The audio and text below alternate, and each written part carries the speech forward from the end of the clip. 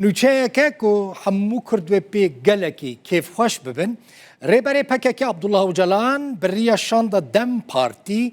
داخواز سەرۆک بارزانی کریە و سەرۆکەتیە کۆنگرەیە نەتەوەیە کورد بکە لە گۆری ئاژانسا مەزۆپۆتامیا ئۆجەلان دنامەیە خۆدا دەبێژە و قۆناغا نەها هەیە ji bo destkeftiyên gelê Kurd mayînde bibin ji bo ku bimînin û ji bo naskirina statuya gelê Kurd sazkirina kongreya netewî ya Kurdî weke pêwîstiyeke lezgîn û dîrokî nas dike û dibêje divê neyê bi paş xistin.